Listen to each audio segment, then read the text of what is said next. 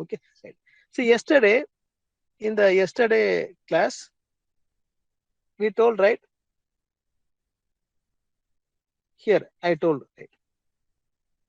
From the 7 stresses, we have to calculate equivalent normal stress, equivalent shear stress. Right. Then which should be compared with the strength, which is strength, right? Now you can understand, right? This is used for which material? Equivalent normal stress with the tensile strength. For which material?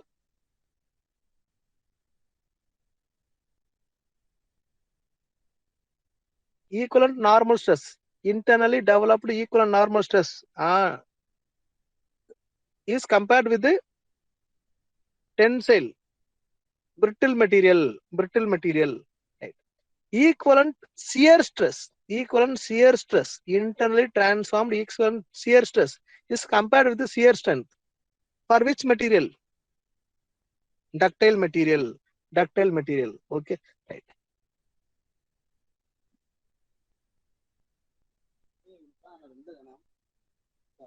So now we are going to discuss about uniaxial tensile test. Uniaxial tensile test.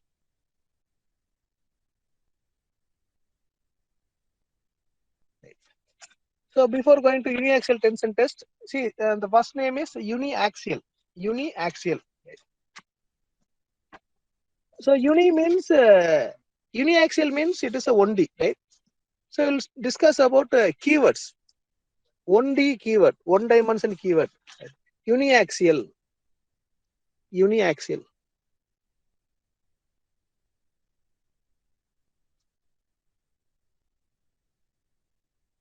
Comma axial. Right. Sometimes they will say one dimensional like that. Right. Directly. Right. Then what are the keywords given for 2D? Right. Planar. Planar mechanism. 2D planar member. 2D plane. 2D planar sheet metal. Right. Like that. So planar. In plane.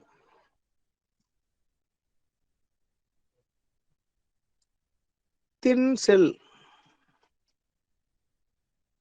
Thin cell is a keyword for 2D. Plane stress.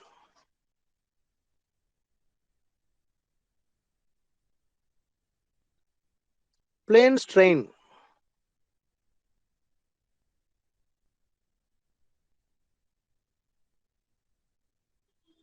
Axisymmetric.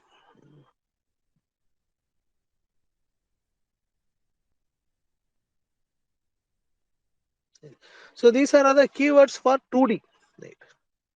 What is a keyword for 3D? Spatial or space. Right. Space. Right. So information related to space, spatial mechanism like that. Right. It is a keyword for 3D. Right. So for your level, UG level, 1D and 2D both will be asked. Right. They will not ask 3D information. Right. So now we are going to discuss about uniaxial tension test. Uniaxial tension test. Right. It is conducted in the UTM. It is conducted in the UTM. Right. Universal testing machine. Universal testing machine. Right.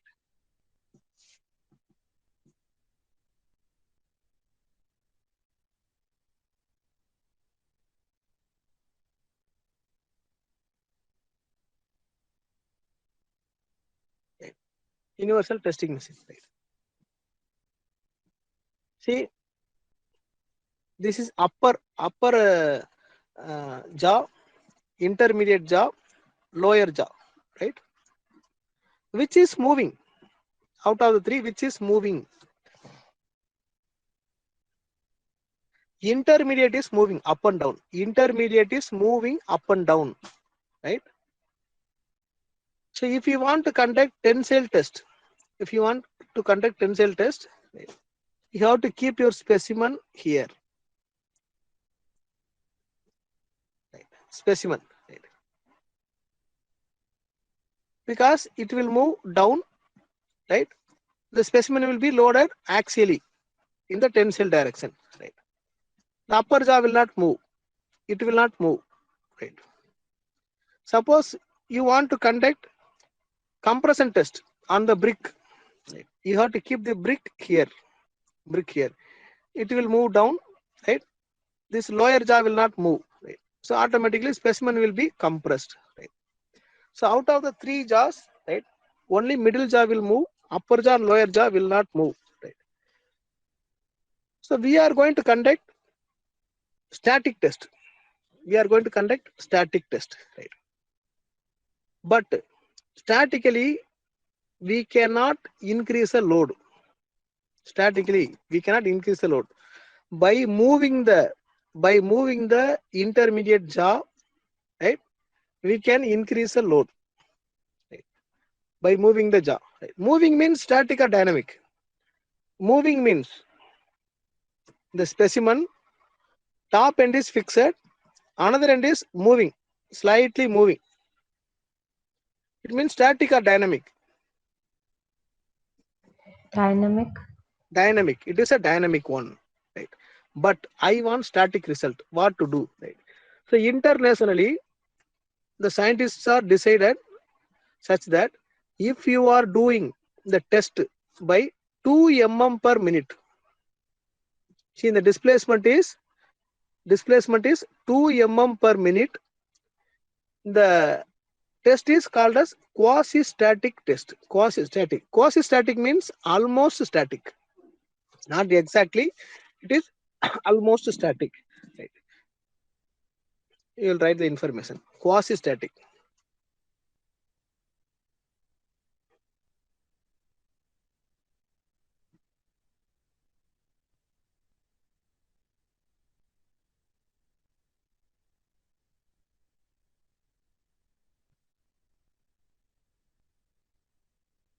Two mm per minute. Right? If you are applying the load at higher speed, the effect will be changed. Right? I will discuss later. Right? Same magnitude, 100 Newton. You can apply the 100 Newton in three ways. One is you can start from 0 Newton, 1 Newton, 3, 4, 5 up to 100. Right? Or this is called as a gradually applied load. Or you can apply full load, full 100 Newton at a time. It is called as suddenly applied load. Third case is you can drop the 100 Newton on the material. Impact load. Right? See, the applied load is same magnitude, 100 Newton, 100 Newton, 100 Newton.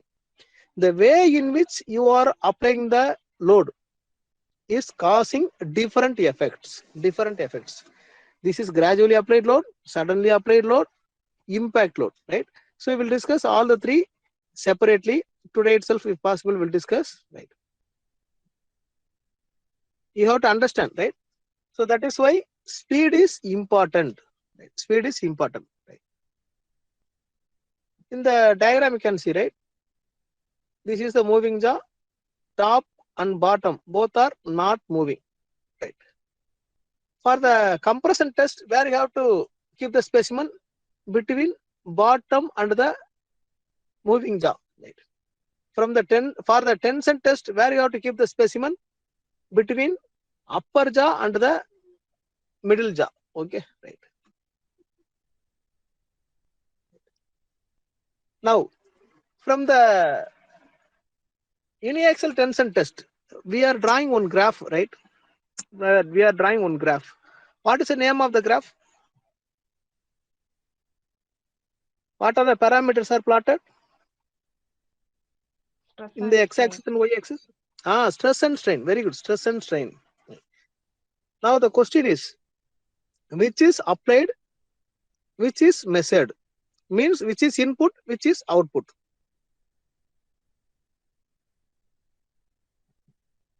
And tell me.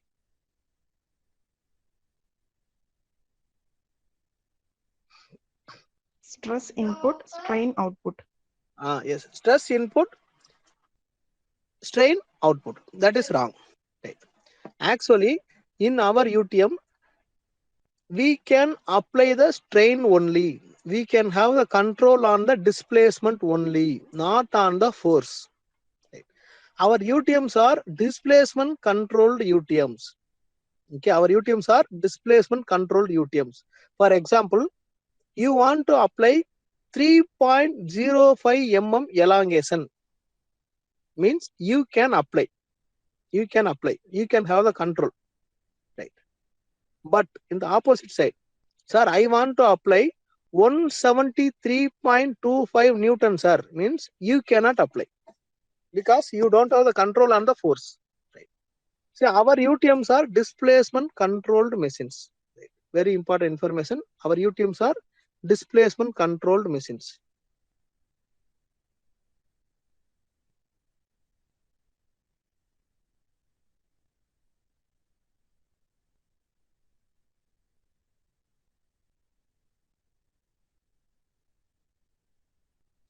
It means del L is input, load P is output. Okay, right. Sir, how, sir? Right. See, there is a stepper motor here in the bottom. There is a stepper motor. Right. What is the use of stepper motor? It can give the controlled rotation. For example, 30° per second, 20° rotation per second, soft rotation. Right. That is the use of stepper motor. Right. Controlled rotation. Right. The stepper motor is connected with this sprocket, chain sprocket. It is a chain. Right. The chain sprockets are attached at the bottom of the lead screw. There are 2 lead screws in the UTM. Have you seen that? 2 lead screws, vertical column like lead screws. Have you seen that? Mostly we will not notice that because we are not going to do anything on that, whether no input, no output in the lead screw, right? That is why students are not focusing on that. Actually, there are 2 lead screw columns, right? The lead screw columns also rotating with controlled rotation. With controlled rotation. Right? It is like a bolt. Right? See, this portion is nut. It is like nut. One nut will be there inside. Right? By rotating the bolt, this bolt, by rotating the bolt, can you move the nut up and down or not? Can you move the nut up and down or not? If you rotate the bolt,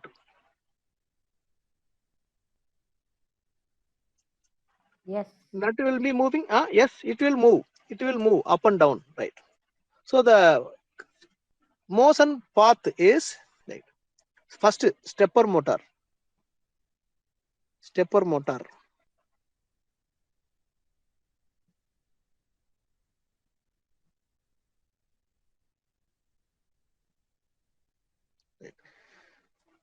Right. In the stepper motor, what is happening? Controlled rotation. Rotation. Right. Then lead screw.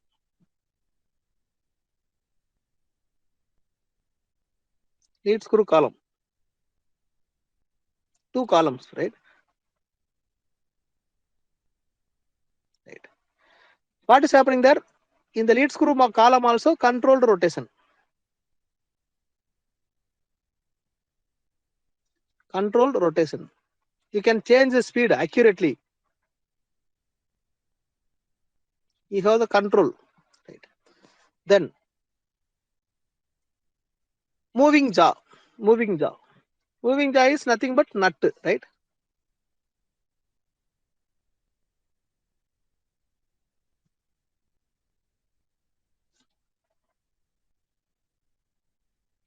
So what is happening here? Controlled translation.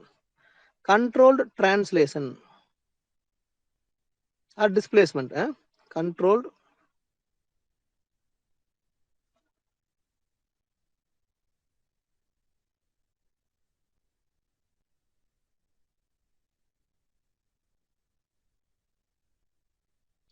Okay, right. So that is why we are saying input can be controlled by you, right? So input is here del L, displacement. That is why we are calling it as a displacement controlled machine. Sir, is there any force controlled machine, sir? Suppose I want 1 Newton, 2 Newton, 3 Newton like that. Can I apply like that? So that machine is available, but not in the colleges. It is available in the DRDO and ISRO laboratories in our India. The DRDO laboratories, force controlled machines are available. They are very, very costly one. Right? But in our college, in the academic institutions, we have the displacement controlled machines. Right? So what we are doing, we are applying 1 mm elongation. What is the corresponding load value? How we are observing the load value? With the help of load cell. The help of load cell. Right? So load cell is giving reading, electronic reading nowadays. Right? So you have to understand our UTM is displacement controlled UTM. We can have the control on the displacement only, not on the force. Right? Now, it is a uniaxial tension test specimen, round rod. Okay, right. So we should not use the pure cylindrical round rod like chalk piece. We should not use like that, right? We have to use a reduced cross section in the center. Reduced cross section in the center. Why, sir? Just assume if it is pure cylinder. If it is pure cylinder, can you give the guarantee that failure will occur? Generally, failure will occur in the weaker section, right? Weaker section only. Can you give the guarantee that weaker section is in the middle portion only? Can you give the guarantee in the selected No. material? No, we don't know where it is weak because it is natural, right? Nature. So there may be some voids or breakages inside the material. It may be void. Here it may be void, or here it may be void, or here it may be void. So near the void, the failure will occur, right? So we don't know whether the material is weak in the center or not. Why do you expect the failure in the center? Sir, in the center only we can attach the extensometer. Extensometer. In the top and bottom, upper jaw and the moving jaw are fixed. Right. So we can move, fix the extensometer in the middle portion only. What is the use of extensometer? It is used to measure the del L. It is used to measure del L, change in length or displacement. Change in length or displacement. Right. Suppose failure is happening here. Failure is happening here. Right. In case of pure cylindrical round rod, material is weaker here. Failure is happening. Right. But you are measuring the elongation in between these two limits. Right. Your elongation will be correct or not? Elongation reading will be correct or not?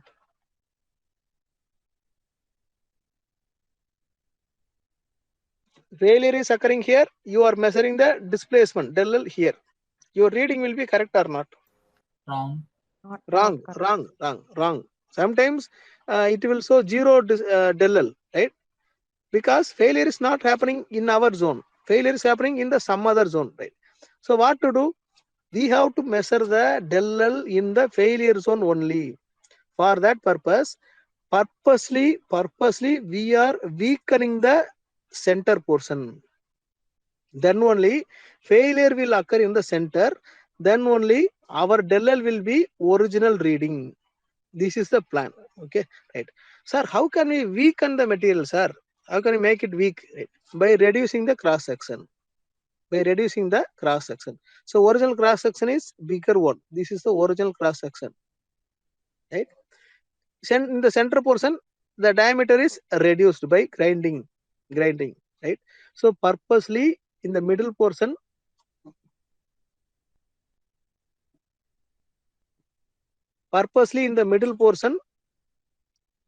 diameter is reduced.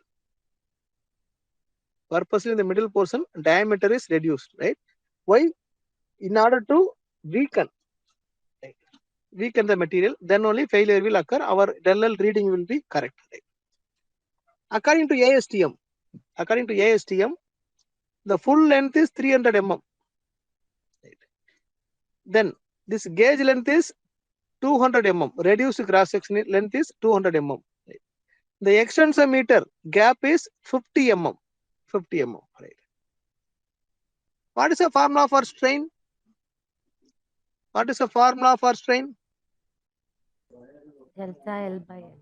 Change in length by Original length. Original length. original length. Very good, very good. Strain is equal to change in length by original length. Right? Here, in this case, which is original length? 300 or 200 or 50? 200. No. No. See, reduced cross section is 50. for 200 mm length. But where you are measuring the del L? In which portion? Oh, in 50. 50. So the original length is 50.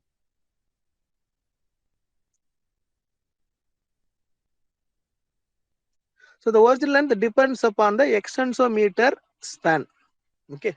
At 50 mm extensometer is available, 100 mm available, 150 mm also available in the market. Okay. So during my PhD, I used 150 mm extensometers. It is costly one. But in our colleges, I worked in IIT Madras, right, for PhD.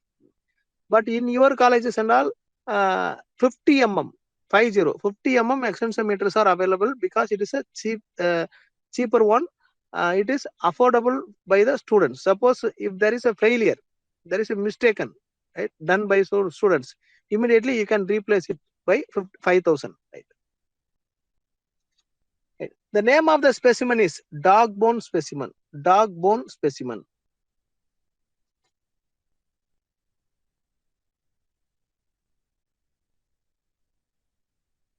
Dog bone specimen. Okay, right. So which type of load is applied? Uniaxial tension, sir. Uniaxial tension. Right. Applied load is normal stress. Normal stress. Right. Tensile stress. Particularly tensiles. Because you know, right, in the normal, there are two possibilities, tension and compression. Right. So we are applying the tensile stress. Right. Which type of failure occurred in this mild steel material? Which type of failure occurred?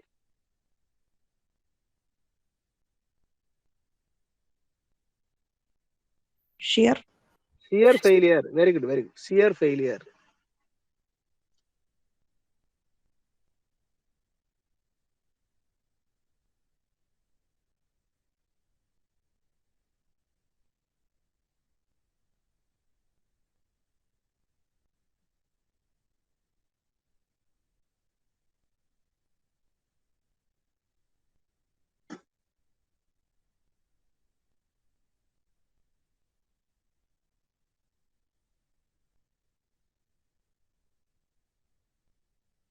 Right. So this is the failure zone.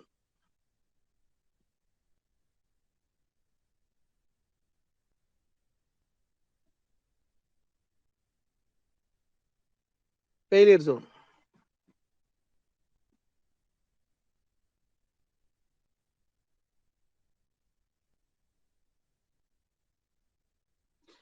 Right.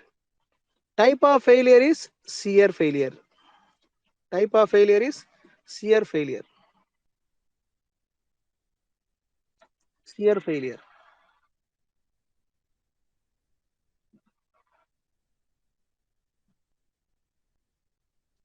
At what angle? At 45-degree angle. Shear occurs.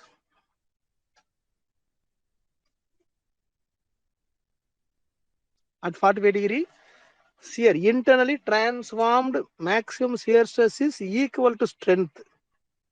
So the ductile material fails by shear. Right. What is the name of that failure?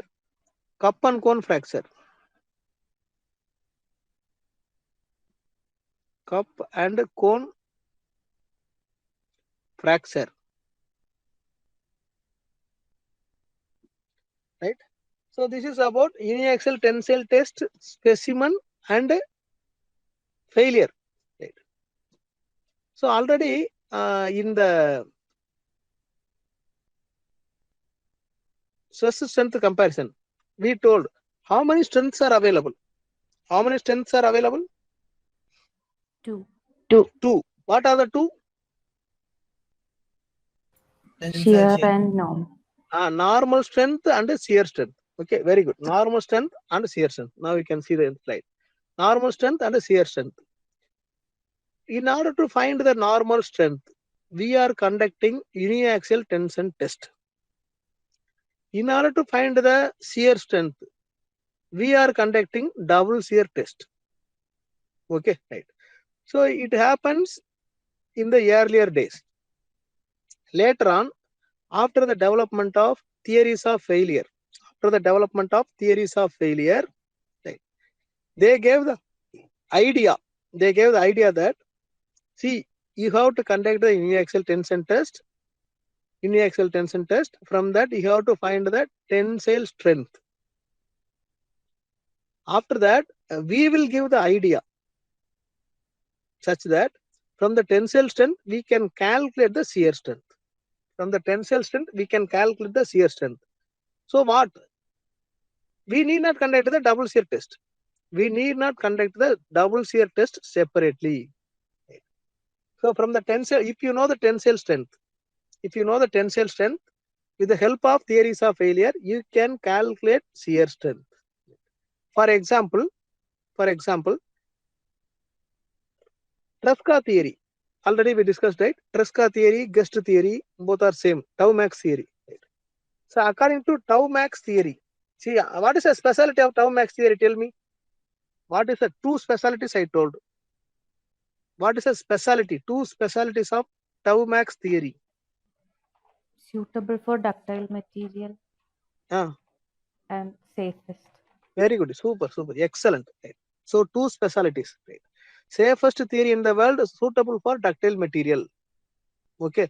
Right. So according to Tau max theory, shear strength is equal to 0.5 times normal strength. 0.5 times normal strength.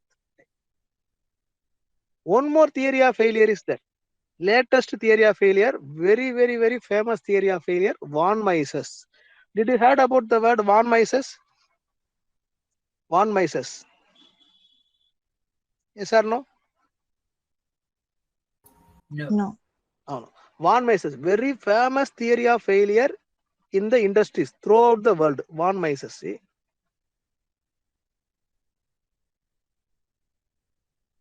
Very famous theory of failure.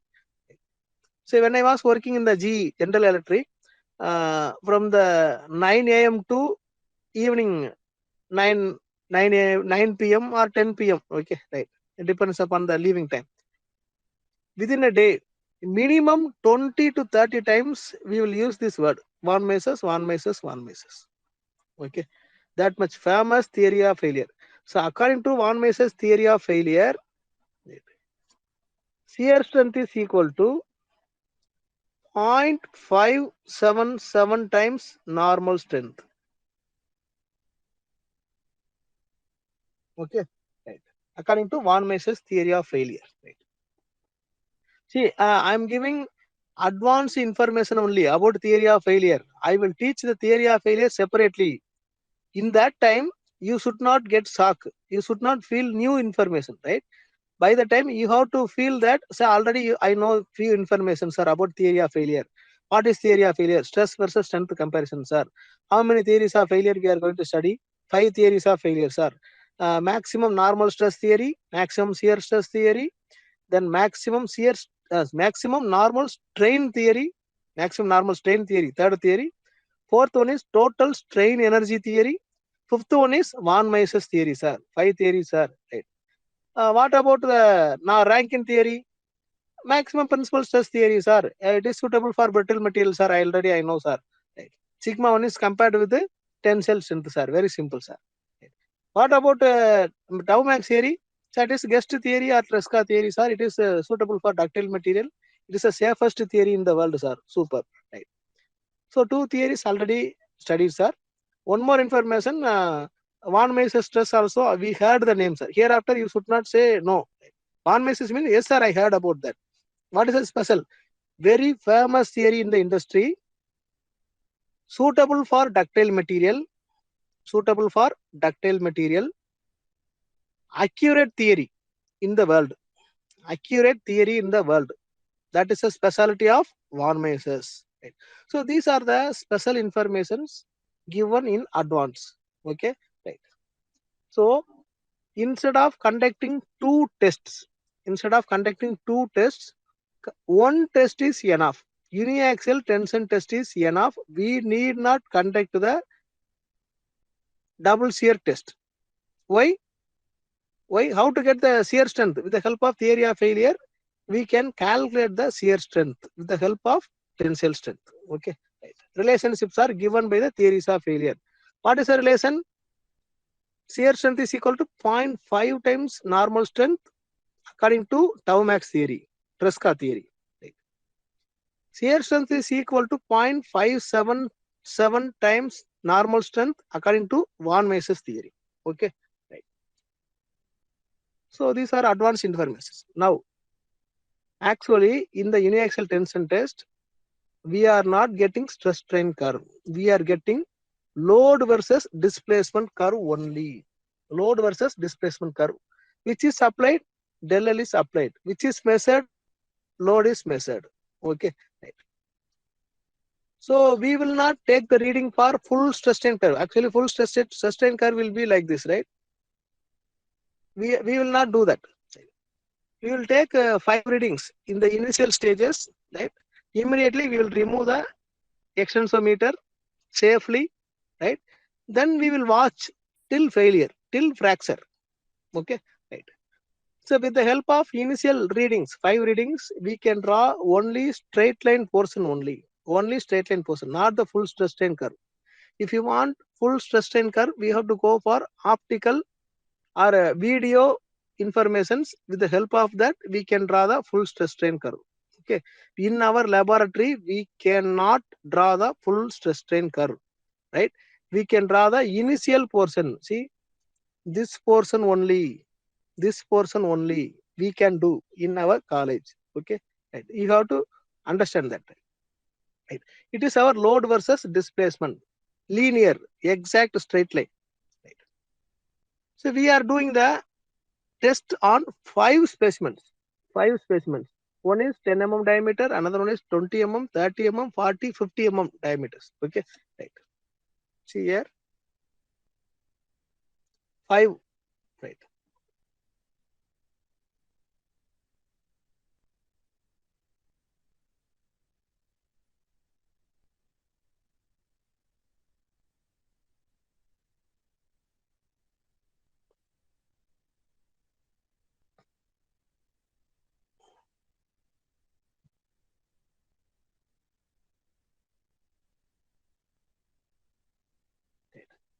Five specimens, load versus displacement curve.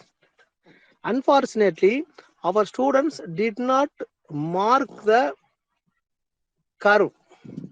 This is related to 20 mm, sir. This is related to 30 mm, sir, like that. They did not write the detail. So now we have to write the detail, right? I am giving the assignment to you, right? So what are the diameters? See, it is a dark bone specimen only. It is a dark bone specimen only. Here it is 10 mm diameter, 20 mm, 30, 40, 50 in the center portion, right? How to identify, sir, which is related to that? See, all of this here, how we are going to identify? See, I am drawing vertical lines.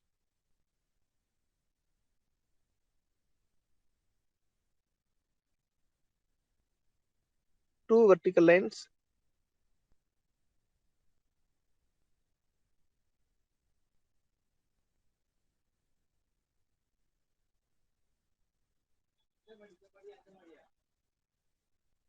Two vertical lines. Okay. Right. See, the gap between two vertical lines is constant. It means del L is constant for all the 5 specimens. Right. See, it means I want to create same amount of elongation in this all 5 specimens. Right. Correct. Right. See how to draw the del L. See, this is the del L for first specimen. This is the del L for the last specimen. Right. Del L is same. Now tell me, which specimen will take more load for the same elongation, 10 mm diameter or 50 mm diameter?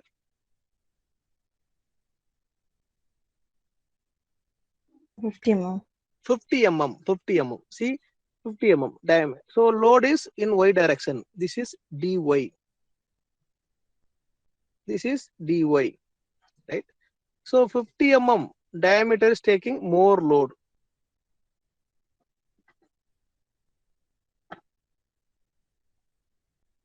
Right.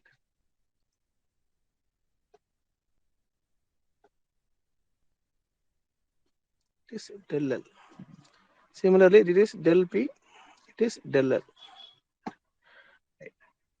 Now the slope is more for 50 mm. Already answered. Dia 50. Right. It is dia 10. For the same elongation, 10 mm diameter specimen is taking less amount of load. That is why this dy is very small. Right. 50 mm diameter is taking, or the 50 mm diameter specimen is taking more load for the same elongation.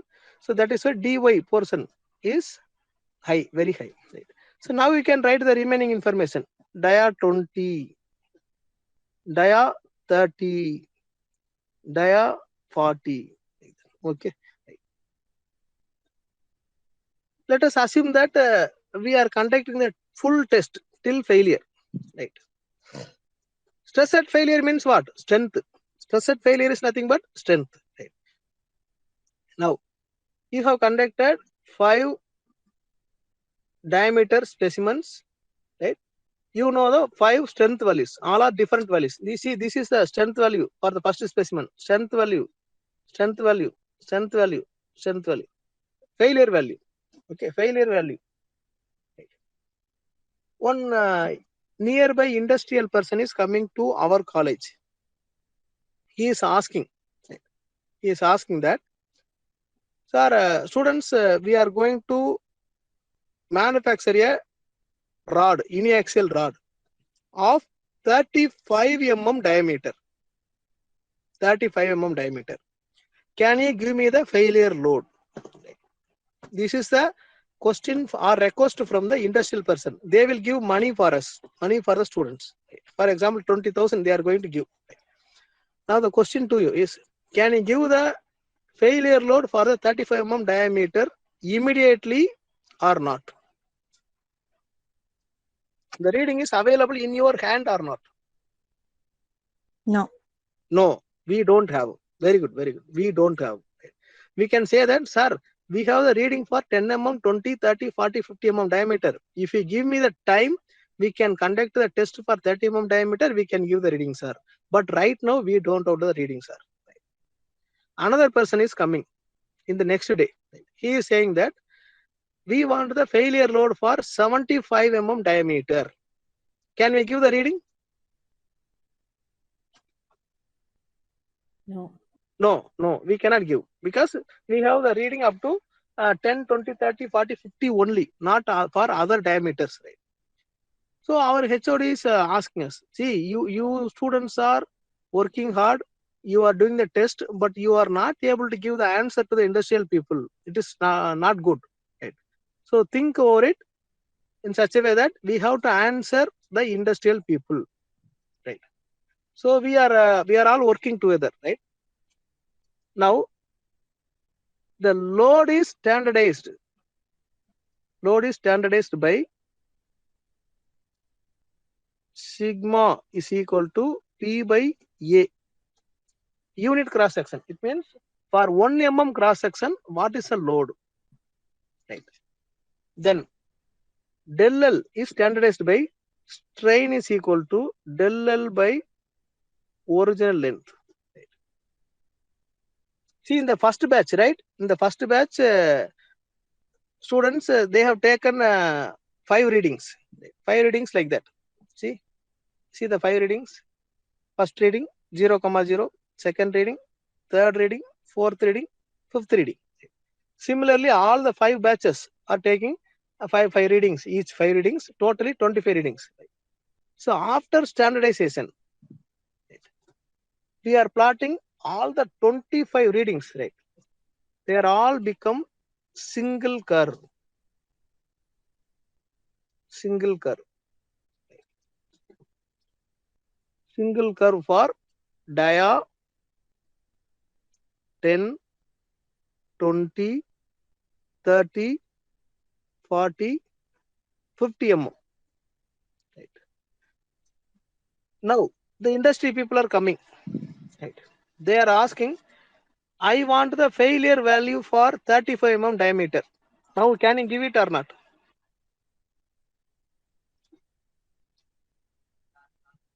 Yes. Yes, now we can give because we have the standardized graph, standardized curve, stress strain curve, not the load versus deformation curve. Okay, so load deformation curve is different for different diameters. Okay.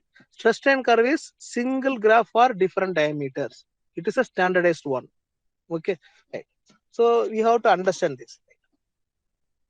Now, we are going to discuss about full stress strain curve. Full stress strain curve, right? In the full stress strain curve, till a particular location, right? The curve is straight line. We can draw with the help of steel rule, scale, right? Then smooth portion, then smooth curve. This portion is smooth,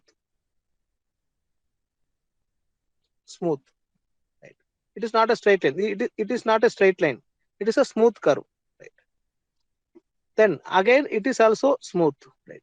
Then there is a sudden drop here.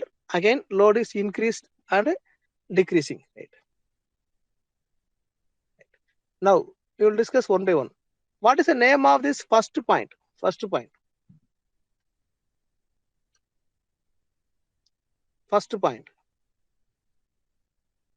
Till that point, the curve is straight line.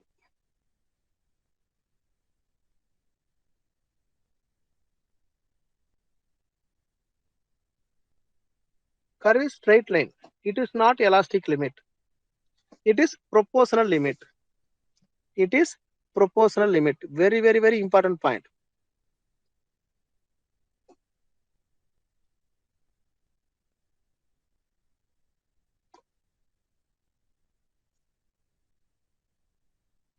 See, students, yesterday and today we did not solve any questions, right? We are seeing the fundamentals only, right? After completing the fundamentals, I will discuss all the questions, previous year questions, right? If I start solving the questions, you cannot understand the basics. Right? First, let us complete the basics. Then only you can face the problem straightforward, right? So first portion is linear portion, straight line portion. The end point is proportional limit. Next, elastic limit. Second one is elastic limit.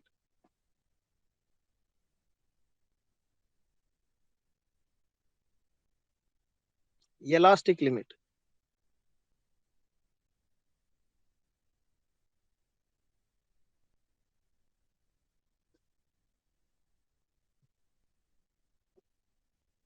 Right.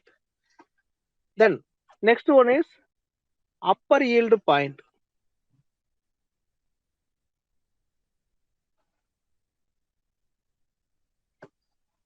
Upper yield point.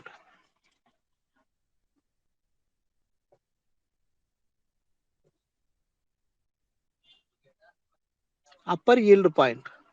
Right. Then next one is lower yield point.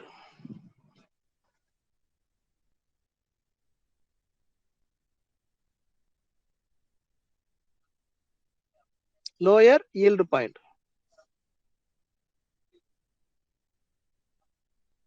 Then next one is ultimate point.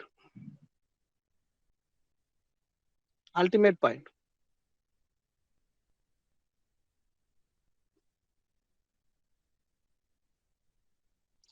What is the name of the last point? Last one. Last one. Breaking point. Very good, very good, very good. Breaking point.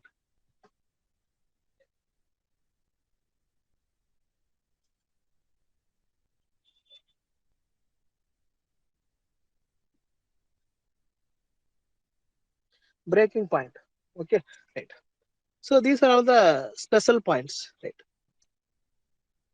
Now we will discuss one by one, right? Sir, I am loading up to proposal limit. I am loading up to proposal limit. Right. I stopped the test. I am unloading. I am unloading now. Right. The specimen will regain the original shape. Specimen will regain the original shape. Right. What is the nature of the path? This path, right? Straight lines are exact straight lines are. Right. Okay, so this is regarding the proposal limit. Right. Next, I am loading up to elastic limit. I am loading up to elastic limit. Right. I am stopping the test. I am unloading it. Unloading the specimen. Right. Again, the specimen is regaining the original shape. Specimen is regaining the original shape. Right. Original dimension. Right. What is the nature of the path? It is non-linear, sir. It is non-linear. It is a smooth curve, sir. Right. Partially linear. So we have to say it is non-linear. Non-linear, sir. Right. Sir, is there any other difference between the proposal limit and elastic limit? Yes, very, very important information is available. Okay. Right. What is Hooke's law? What is Hooke's law? Can anyone tell what is Hooke's law? 2 minutes you will complete. What is Hooke's law? Hooke's law. Directly proportional to strain. Within which limit? Proportionality limit. Within proportional limit, not up to elastic limit. Not up to elastic limit. Okay. Right. So Hooke's law.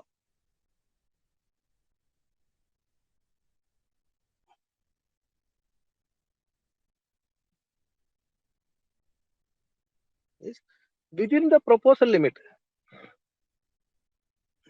Within the proposal limit,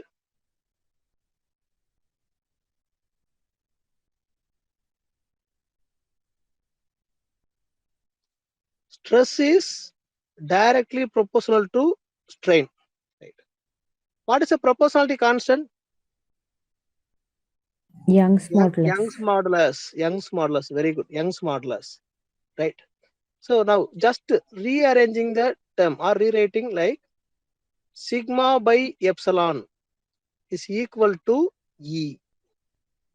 Sigma by epsilon is equal to E. Right. So Young's modulus is a material property. Young's modulus is a material property.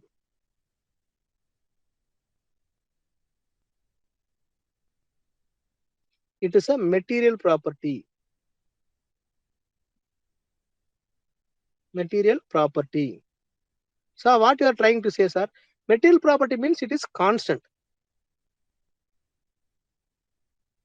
Constant. For mild steel, it is a constant. For aluminum, different number. That is the constant. Right. For example, for mild steel, it is Young's modulus is 200 gigapascal. See, this curve is only for mild steel, not for all ductile material. First notice that for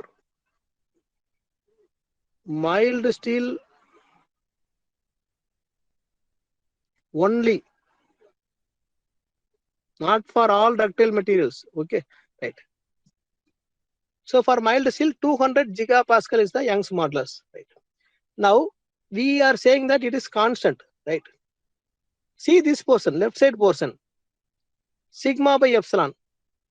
What is the significance? What is the observation? It is nothing but, see all of this here, it is nothing but Sigma by epsilon is nothing but.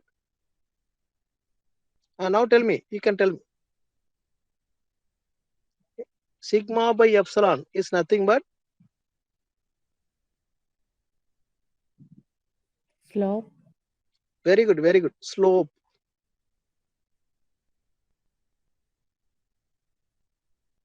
Right. So what should be the nature of E value? What should be the nature of E value? It should be constant. It means slope should be constant.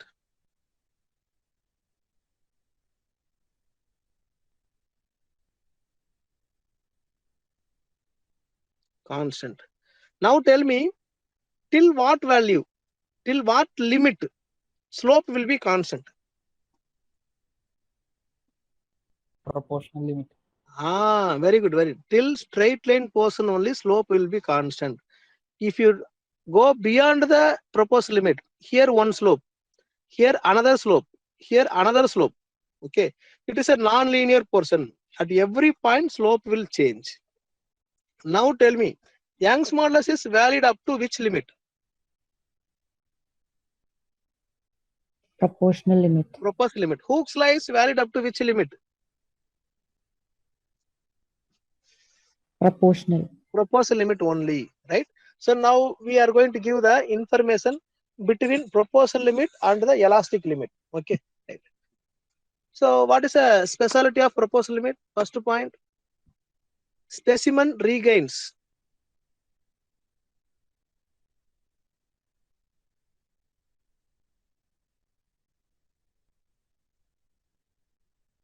you will stop up to this, right? Specimen regains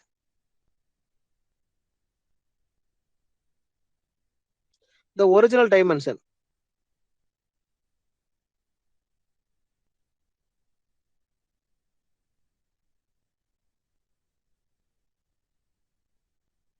While unloading.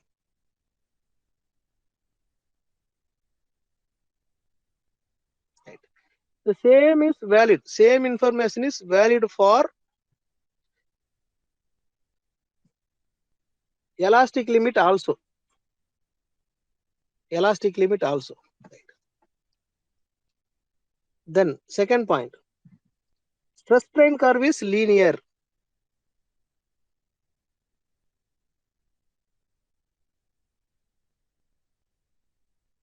Linear. Here, stress strain curve is non-linear.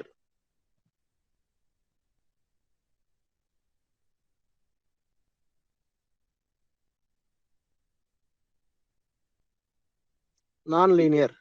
Right. Next point is very important point. Young's modulus, bulk modulus, shear modulus, Poisson's ratio, Hooke's law,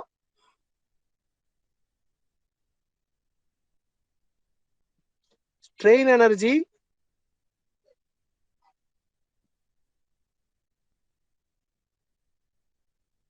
are valid up to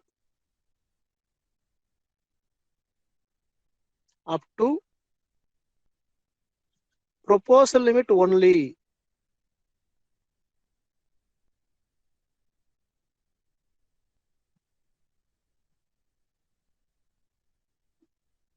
Not up to elastic limit.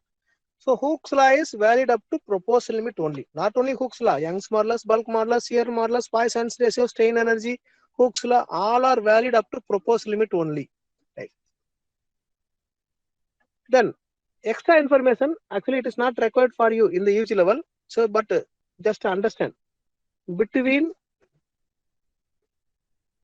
proposal limit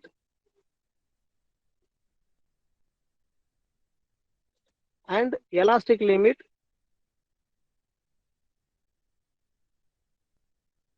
slope is changing from point to point, right? Slope changes from point to point. point to point, right? So the rate of change of slope, rate of change of slope between proposal limit and elastic limit is called as tangent modulus. Tangent modulus. Okay, right. So this is the difference between proposal limit and elastic limit. Okay, right.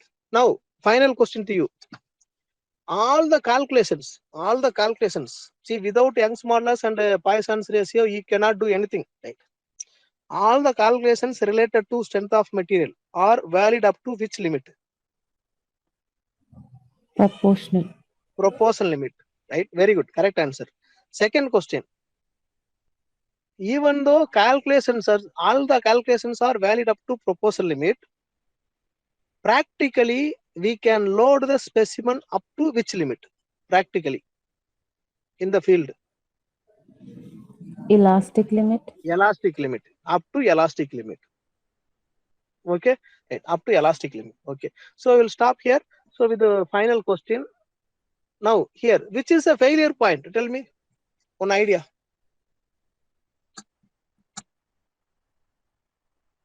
Where the component fails? Breaking point. Breaking point. Okay, so actually it is not correct. We will discuss tomorrow. Okay, right. So that is the main aim of conducting the full stress strain curve or full uniaxial tension test, right? So upper yield point is the failure point. The reason I will discuss in the next class. Okay, right. Thank you so much.